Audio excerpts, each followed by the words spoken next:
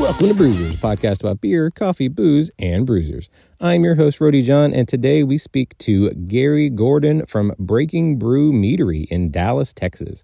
We talk all about how home brewing beer with his son got him into mead and to celebrating their 5th year of being open. This is such a great conversation. It is giving you options in case you do not like beer.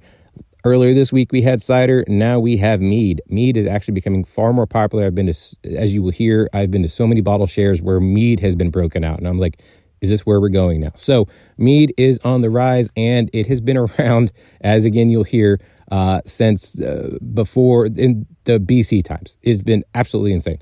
So it's a fun conversation with Gary, and we'll get to it in just a second. But make sure to go sign up for our newsletter. You get even more information about our guests. You get fun facts, and you get to find out what's coming up on your favorite podcast all about beer, coffee, booze, and bruisers. So without further ado, here is Gary Gordon from Brew Meadery.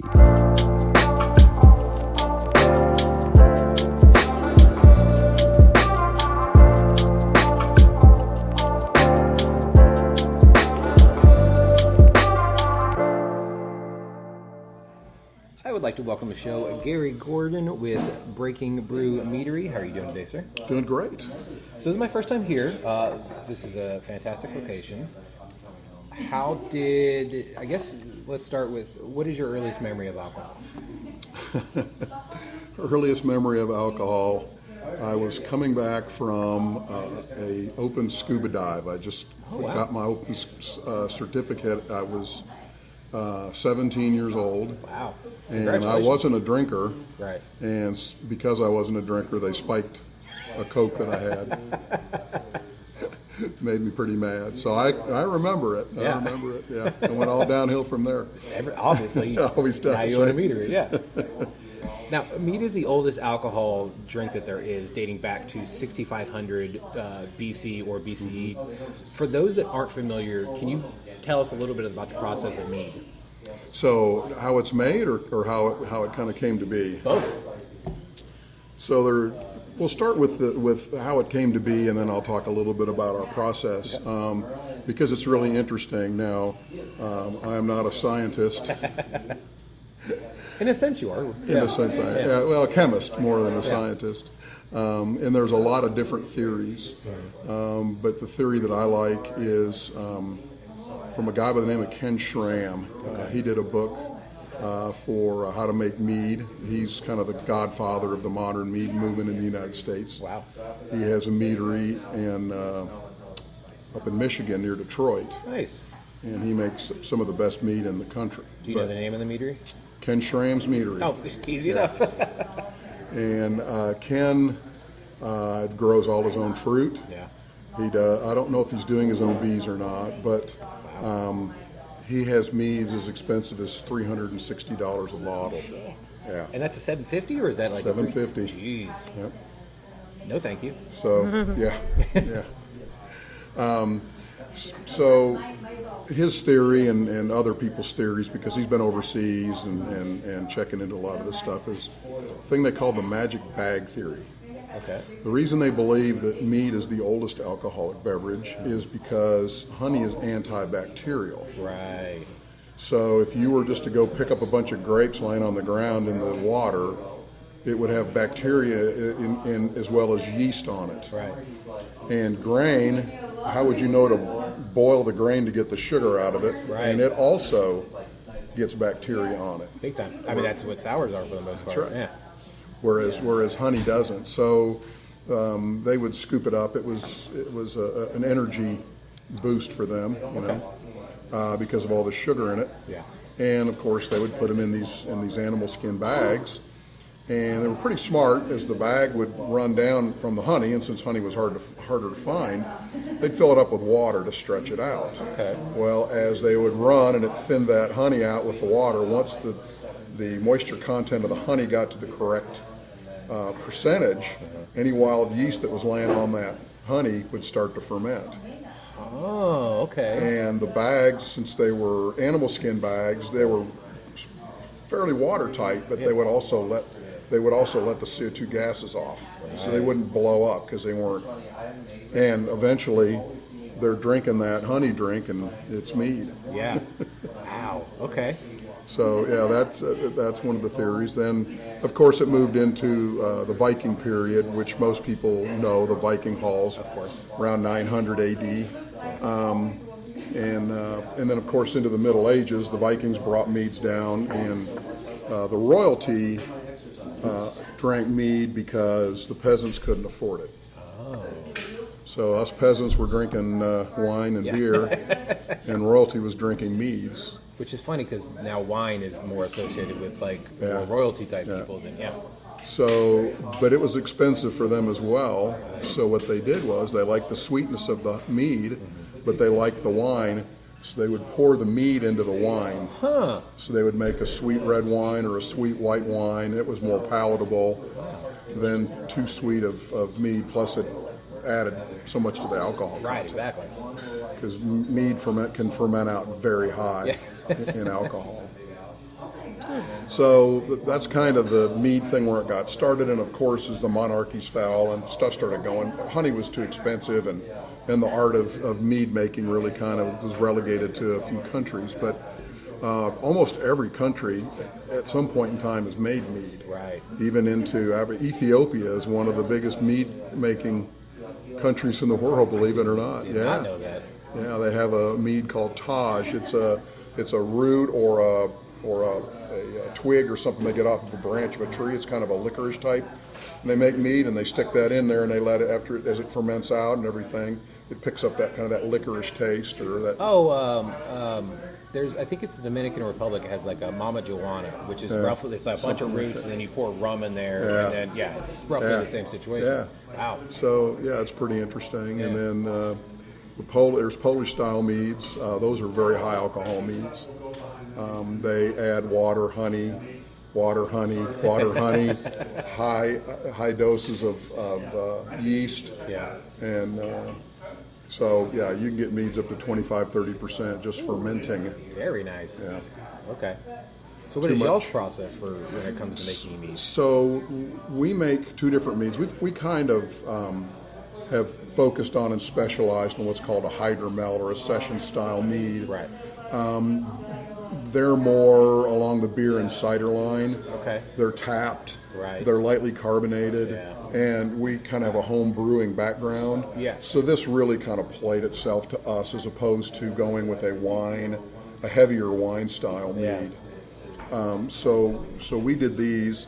They're lower alcohol, so we don't worry as much about people drinking them because you sip on a 15 to 18% mead, and if you don't have an Uber waiting for you. Yeah, I used to sell wine, and there were certain meads that would actually come through and sell them to stores, and they would get pretty high alcohol contents. And of course they've got a lot more honey in them, so they're a lot more expensive to make. Right. So we do have about 7 or 8 of those. Right. We just didn't have the room. Oh, of course. Yeah. So we produced out of here. Yeah. And these lighter ones take about 6 weeks. Okay. And the traditionals, I won't sell traditional until it's aged anywhere from 10 months to a year. Wow.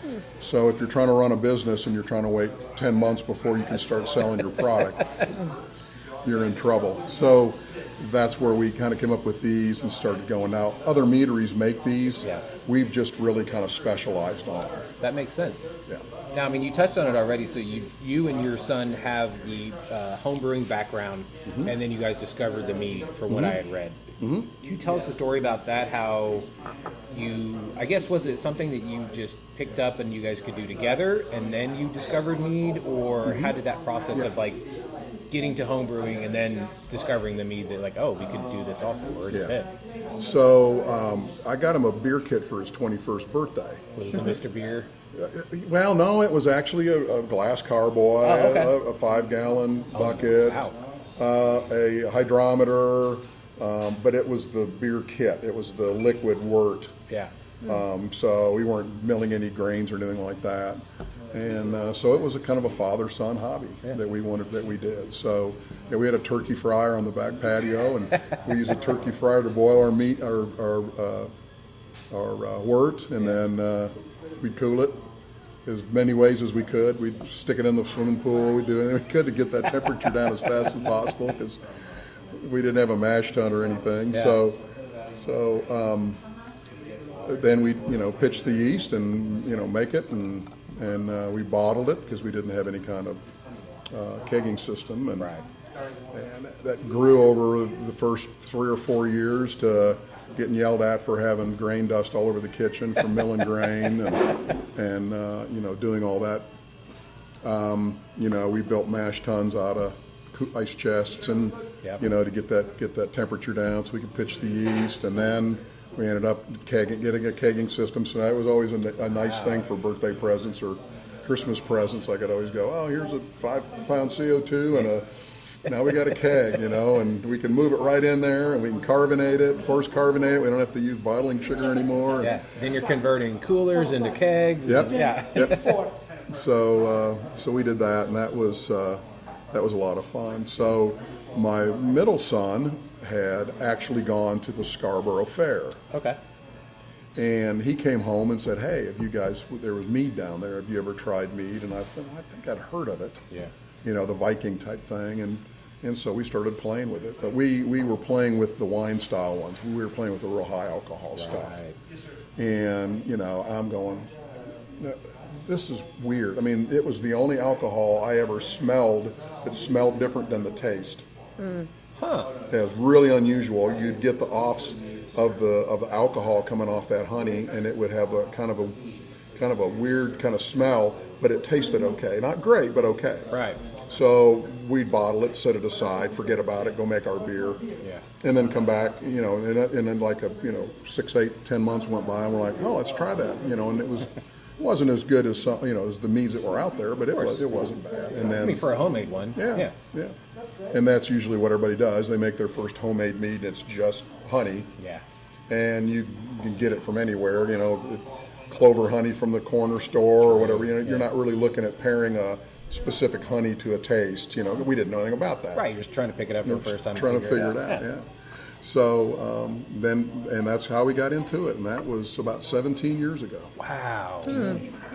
So you guys have been open for 5 years. Mm-hmm. What was the evolution between those 12 years? What happened there? Just making meads at home. Not a lot. Perfecting the recipes? Yeah, working on recipes. Okay. We'd take stuff over to friends' houses, and a lot of them, they'd go, oh, this stuff is terrible. We just worked on them and kind of perfected them. But we started, we've been open for 5 years, but the process has been probably 8 years. Really? Yeah, doing the due diligence, because we originally wanted to open a brewery. Of course. And he's like, well, we can just brew. And then I started doing, some of the exploring of equipment and, the cost of it and everything. And like, you have to have your brew house, you have to have your fermenters, you got to have a hot liquor tank, cold liquor tank. And I said, well, this mead stuff, it's process-wise, it's more expensive ingredient-wise, but process-wise, it's a lot easier. Yeah, I imagine. And the turnaround's faster. And the turnaround, well, it's about roughly the same. Yeah, roughly the same. So that's kind of what we did. And then when we started doing the due diligence, we were fortunate. We got on the Got Mead thing I was telling you about earlier, which is a bulletin board for home mead makers. Yeah. And they had gotten with a group, including Ken Schramm, and they started the American Mead Makers Association. Oh, nice. So this was 7 years ago. Okay. And so we went to the first convention out there. There was like 85 people. There were a few, mostly home mead makers, but there were probably 15 or 20 commercial mead makers. And of course, at the time, we were in that category of looking to open a meadery. So we were trying to learn as much as we could from those guys and kind of what they did. So when we finally opened, there were 90 meaderies in the country, and now there's over 600. God damn. I did not realize the number had blown up that much. Yeah, there's 17 or 18 in the state of Texas. That's insane. Yeah. Well, how many are really in North Texas? You guys were the first. There are 4. Okay. There's